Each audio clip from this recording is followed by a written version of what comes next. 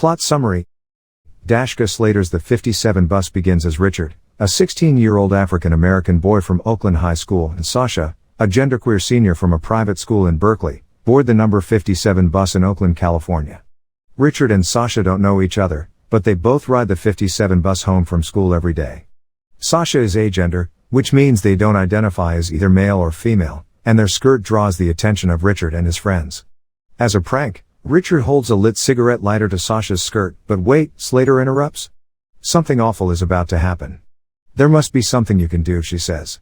Then, Slater begins to tell Sasha and Richard stories. Sasha is the only child of Carl and Debbie, a couple from the middle-class foothills of Oakland, and when Sasha is just 7 years old, they are diagnosed with Asperger syndrome. The doctor tells Carl and Debbie not to get their hopes up. Autistic kids don't have normal lives, and Sasha is indeed different. Sasha is deeply interested in language, in the way it looks and sounds, and the way it divides people into two different genders of male and female. Sasha's own gender identity doesn't fit into either category, and they begin to create their own, more inclusive languages. At school, Sasha is just one of a handful of kids who identify on the LGBTQ spectrum, and they are comfortable with their identity. Since Sasha has questions about their gender, they wear a skirt every day to add some femininity to their otherwise masculine clothes, and few comments are ever made about their eclectic choice of clothing. Sasha has a close group of friends that supports them in every way, and they even have Nemo, a gender-fluid soulmate, but not in the romantic sense. Sasha is a happy and quirky kid who is obsessed with Russians and bus transit, and they don't even mind their hour-long commute when they climb on the bus that day. Richard comes from the flatlands of East Oakland. He lives with his mom and stepdad, along with his little brother and his two cousins. Their own mother was killed in a drive-by shooting, and Jasmine, Richard's mother, is now their guardian. Richard is goofy and likes to joke around. Sometimes, his jokes can go too far, but they are always in good humor.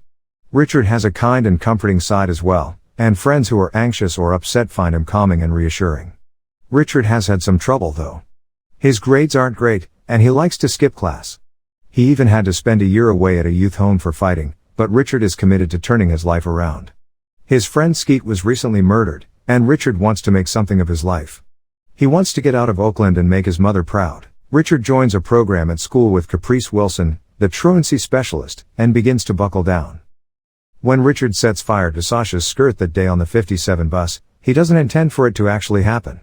The fabric is supposed to smoke and smolder as a joke, but everything happens so fast. Sasha is badly burned and requires several surgeries and nearly a month in a burn unit, and Richard is charged with 2 hate crimes. He is being charged as an adult, and he stands to spend the rest of his life in prison. Richard barely understands what is happening to him after he is taken into police custody, and he isn't allowed to see his mother for nearly a week. His name is all over the news, and everybody thinks he hates gay people. Richard is deeply sorry for what he has done, but his lawyer withholds his heartfelt letters of apology to Sasha, claiming they contain an admission of guilt. In the meantime, Richard is portrayed by the media and the court as a hardened criminal, and his black skin means that he is vulnerable to the systemic and institutionalized racism that plagues California's criminal justice system. Richard goes through multiple hearings before he is even sentenced, and then the district attorney's office offers him 5 years with no hate crimes if he pleads guilty to assault. Before Richard can answer, the offer is quickly taken back, and he is forced to sign a guilty plea for 7 years in state prison. He will have the chance to reduce some of his time with good behavior, but Richard will be spending at least the next 5 years locked up. As Sasha heals physically, the surgeries they must endure are horrific. Besides the unthinkable pain, they risk major infection, and even death, and it takes them months to fully recover. Still, during that time, their friends and the community respond with such an outpouring of love and support that Sasha sometimes finds it hard to believe they have been a victim of a hate crime. Sasha isn't sure how to feel about Richard or what his punishment should be. Their agender identity means that they don't see things quite as black and white as others do, and Sasha appreciates that Richard didn't mean for any of this to happen. Life quickly goes on for Sasha after the fire, and they are soon accepted at MIT. Sasha has dreamed of going to MIT forever, and they can't wait to start their new life.